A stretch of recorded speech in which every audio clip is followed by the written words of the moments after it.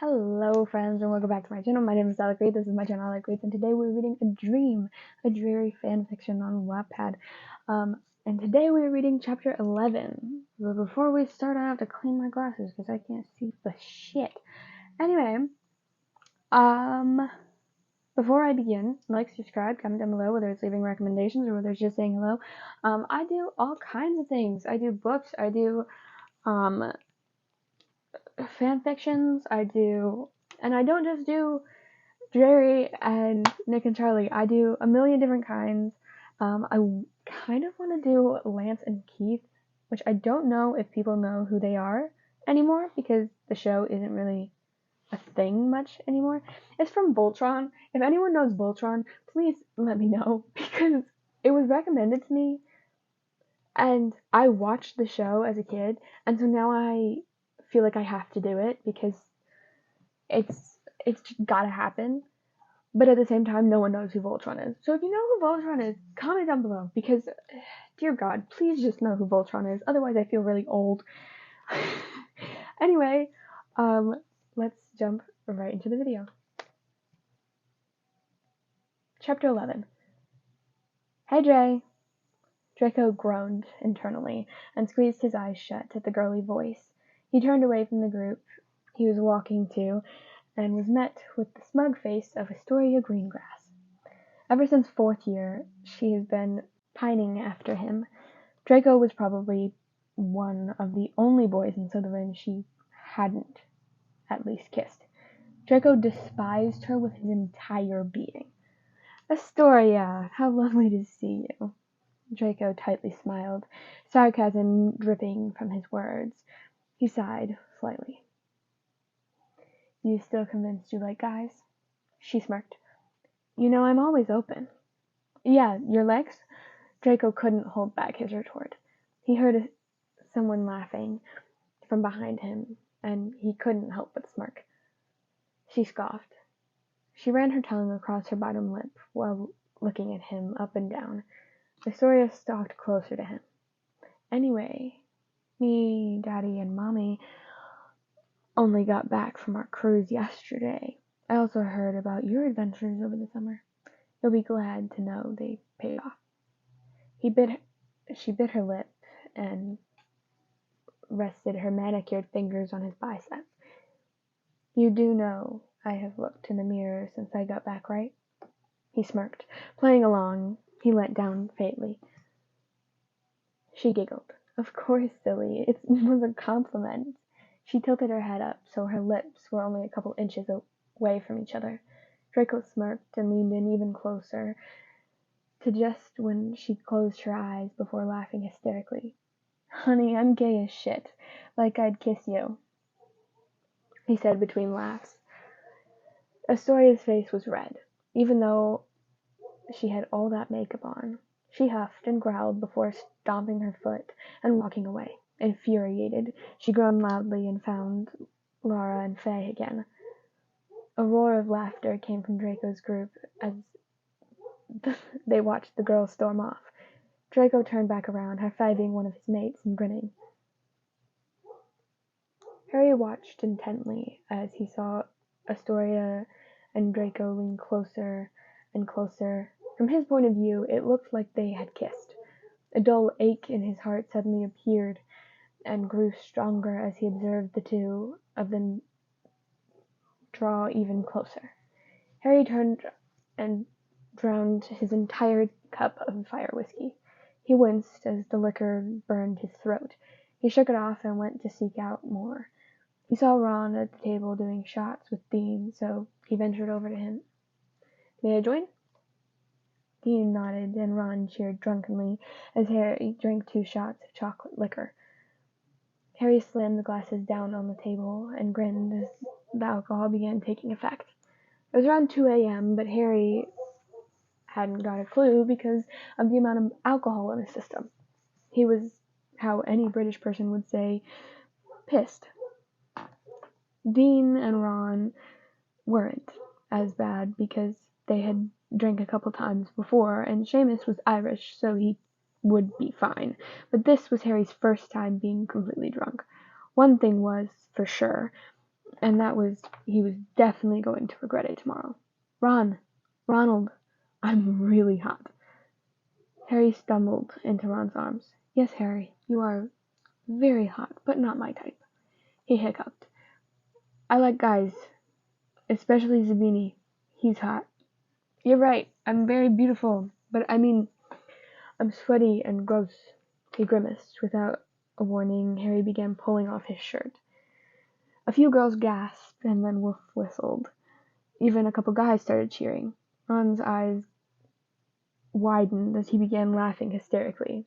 By now his shirt was fully off and completely out of sight, and the boy was swaying back and forth. His vision was blurry, but Merlin knows if he had his glasses on. Harry suddenly dropped his drink, its contents spilling across the wooden floor, and stumbled to the right. Hey, are you okay, Harry? A voice came in, but Harry's drunken state, he didn't recognize it. Harry then felt his body falling, but he was caught by someone. He didn't really care who it was. He felt as if he was floating on a million fluffy clouds. Their hands were cold and felt soothing against his bare skin. Harry smiled dreamily, and his vision began darkening. The person picked up Harry bridal style and began walking away as the party continued. Are they kidnapping me? Hey, he slurred, dragging out the Y. You smell nice, and you're really strong. I don't want you to, but you're hot. The person laughed, and Harry slurred, rambling, which earned a pout from Harry. I'm cold, Harry mumbled, snuggling into the person's chest before crossing his arms. Harry sighed and let the safety of sleep conceal him. Harry awoke with a pounding headache, and pain throbbed through his skull. It was almost unbearable. He groaned and rubbed his hands on his forehead and temple. His eyes opened, which seemed to affect his head even more. His vision was blurry. He realized he hadn't gotten his glasses. He blindly reached for his glasses on his bedside table, finding them quickly. As he placed them on his face, his surroundings became clearer. As he sat up, he winced at the blinding light of the sun peeking through the dark green curtains. Harry continued to look around and realized he was in a dorm room, much like his own, but doused in green, silver, and black. Also, there was only one bed. Are these the Slytherin quarters? Harry sat up more quickly and looked down at the bed he was laid in. Green covers. Shit. He threw the covers off him as he stood up, but he realized he had a jumper on. Surprisingly, a green one. Why is everything here so fucking green? The jumper reached down to his thighs, and then he quickly realized he didn't have any trousers on. He looked around for his trousers when he saw them on top of a black dresser. He stumbled over, his headache still pounding. Harry grabbed them and pulled them on quickly. He was just buttoning them as a door across the room opened. Harry's gaze quickly averted to the door, which was open to see a bare-chested, pale blond boy.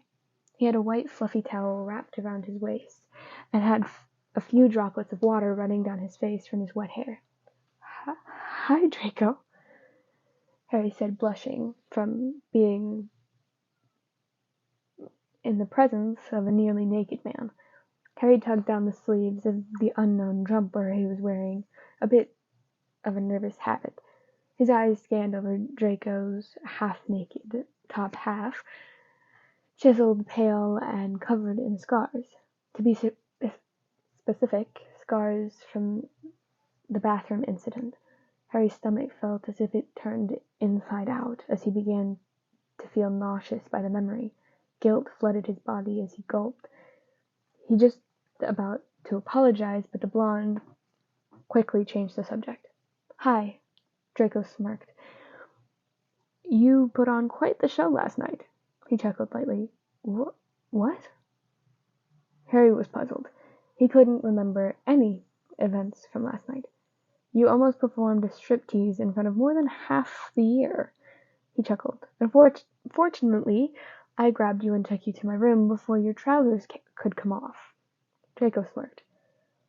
Holy shit. Harry groaned and rubbed his face. It was even redder, blushing from embarrassment.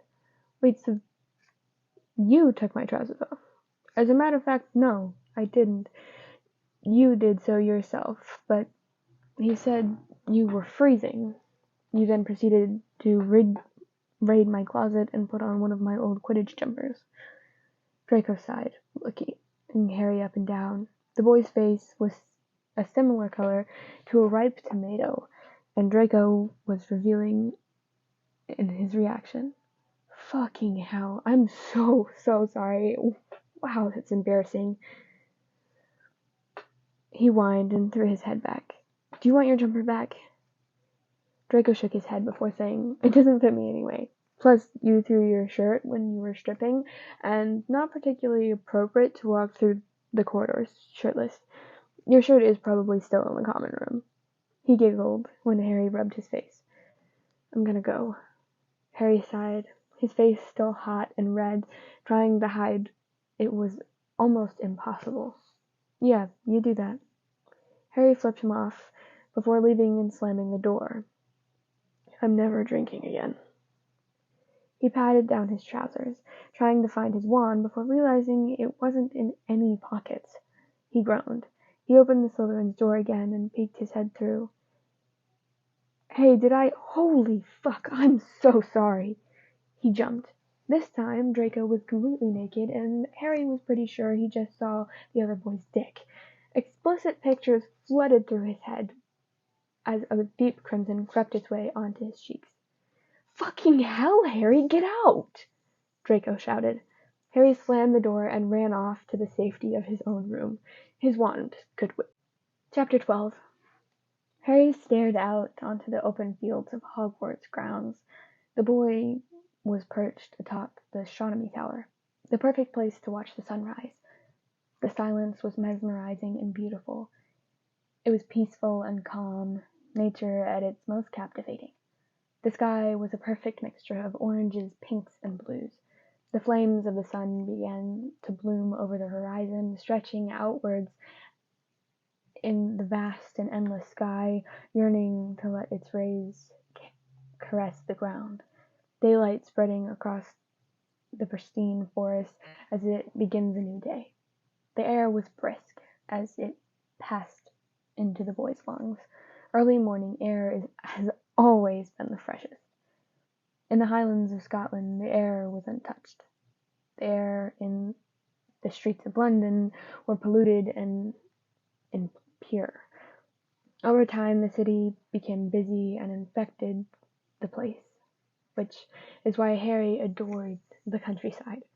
He had been alone his entire life, and at this point, it was all he knew, and he accepted he would probably be alone in his future. He had dreamt about living in his own cottage with Teddy, and maybe a partner, if he was lucky. To him, it was perfect, and everything he wanted.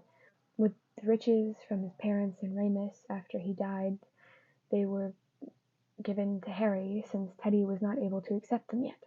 It was possible he would never have to work a day in his life. However, he knew that his dream life was not possible. He was the famous Harry Potter, after all. Magical folk across the globe probably expected him to be the next minister for magic, head or at least work for the ministry, maybe with a wife and a big family to keep the legacy going. Harry sighed, dully at the thought. He pulled his knees to his chest as a cold breeze washed over his scrawny body. He shivered slightly. The cast a tempest charm. His wand was in his dorm room when he returned. Realizing the time, he got up and began walking down the stairs. When Harry had returned to his dorm room yesterday afternoon, all the other boys began teasing him about wearing Draco's jumper. This led to him blushing like a mess and quickly leaving to the astronomy tower. That's where Harry had been ever since. While he sat up there, he contemplated his sexuality. Harry did break down into tears a couple times, but he felt like he had finally worked it out. He liked both, but had a preference for men. For an hour he had just thought he was gay, but he still found women attractive. He also came to terms with the fact that he did like Draco, but he knew nothing would happen between them. After all, they were enemies for 7 years and only just became friends, and it's still awkward. Harry couldn't risk telling him, so he just had to move on. He also remembered Dumbledore's death while out there. It brought him to tears when he recalled the headmaster plummeting to his death, killed by his most trusted friend. Harry knew Dumbledore wanted Snape to kill him, but the young boy couldn't help but feel resentment towards the teacher. The war had destroyed so many relationships, friendships, and families, and Harry thought it was all his fault. He was the only one that asked people to fight for him, and he hated the fact that people gave up everything for the silly little boy he was. He had disliked so many people, but a lot of them died for him, so he hated himself for that. Since he was so lost in his thoughts, he completely forgot about dinner and the fact that he was wearing Draco's jumper still. He had to admit, it was so warm. As he cascaded down the stairs, his body began warming from the castle's heat spell, which they always put on during the long winters. He sighed contentedly and pulled the sleeves of the jumper down. As he approached the door which would lead him to the main corridor, he quickly listened for students and footsteps, and when he heard none, he peered out, looking around quickly. He turned in the direction of his dorm. Harry? The boy turned around to see his best friend, Hermione, holding a stack of books and a bag hanging from her elbow filled with parchment and pens. She was dressed in her pajamas, with her Gryffindor robe keeping her warm. On her bare feet were some red fluffy slippers. "Hey, Miney." Harry smiled sheepishly, fiddling with those threads on the old jumper. "Why are you wearing a Slytherin jumper?" "Oh, Merlin, did you sleep with—" No, Harry said frantically. He brushed at the thought before clearing his throat and beginning to explain. I got really drunk at a party and I tried stripping in front of everyone, but Draco grabbed me before I could. He took me back to his dorm and let me sleep in his jumper." He became even redder as he recalled the memory of Draco explaining it to him, the blonde laughing. Harry was so embarrassed. "Draco," she grinned. Harry nodded and said quietly, "Don't remind me." "So why are you still wearing it?" She smirked slightly. "'Cause the boys kept teasing me, so I've been in the astronomy tower since yesterday afternoon." He huffed, the boy's cheeks blazing red and radiating heat. "That's why you weren't at dinner," she muttered. "Harry, you have to start eating properly." She pouted at him when she shrugged. When he was a child, he starved weeks without food. He hardly felt hungry anymore, so he only ate when Hermione forced him to. "Come on, breakfast starts soon." She stumbled slightly with the books in her arms when she took a step. Harry rushed over to help her take a few books off of her hands. She smiled, and they began walking back to their dorm rooms. "Hello, class." A tall, dark-haired man entered the classroom, two thick books in hand, and dressed in a dark gray suit and dark blue tie. "My name is Professor Christopher Jones, and I will be your arithmetic professor for the remainder of the year." He smiled brightly as he placed the books on the table. "Professor Victor quit as of last week because he couldn't stand being back at Hogwarts." He cleared his throat. "But enough about that. Please, could you all stand at the back of the class so I can place where I think is suitable." The entire class groaned at the sentence, reluctantly getting up from their seats. They lined up at the back of the room as Professor Jones began reading out names. Harry hadn't particularly liked arithmancy. Hermione was forcing him to take it with her, and the Ravenclaws because she thought he had too many free periods. Harry hesitated, but agreed when he remembered he wasn't allowed to play Quidditch since he was in 8th year now. Harry sighed and repeated in his head, "Please don't sit me next to someone I hate. Please don't sit me next to someone I hate. Please don't sit me next to someone I hate. Please don't sit me next to someone I hate." Dylan and Harry. Last row in the right. Second from the back. Harry's brow furrowed. He didn't know a Dylan, but to avoid interrupting the lesson, he just made his way to his seat. He began pulling out his books, quill and inkpot. He felt a presence beside him. Harry turned his head and saw a boy with tan skin, dark brown, fluffy hair. He had dazzling chocolate eyes. He was a Slytherin and quite tall. Even sat down. "Hi, I'm Dylan," he smiled, with pearly white teeth, while holding out his hand. "Dylan Roos. My parents are from Guatemala." "I presume you know me." Harry chuckled lightly as the boy nodded. "It's nice to meet someone new who doesn't want an autograph." "I bet." The Latino boy grinned widely. "Being globally famous would be difficult when you just want to be secluded." "How'd you know that?" "I'm good at reading people." Harry nodded, his perking up when Professor Jones began speaking to the class. Harry realized that the whole class was now sat down. Hermione sat at the front with another Gryffindor. "So today we will be reading the first chapter of New Theory of Numerology. The homework is to read the next 2 chapters and write a minimum of 2 pages of analysis by Friday." Jones smiled, while most of the class huffed and wrote in a notebook. "Why did I agree to this?" Harry asked himself, after rubbing his eyes. He looked down at the book, his eyes scanning the first chapter. He sighed before feeling a nudge at his arm towards the direction it came from. "If you need help with it, let me know." Dylan winked at him. Harry turned back to his book, drowning out any noise from the classroom, and blushed as he fell to sleep that night. The thought of Dylan became unavoidable. Thank you everyone for listening to this episode. I hope that you guys enjoyed, and that is the end of today's episode. Good morning, good afternoon, or good night. Goodbye, ladies, gentlemen, and everybody in between. Like, subscribe, and comment down below whether it's just saying hello or whether it's leaving recommendations. And I will see you in the next video. Bye, friends.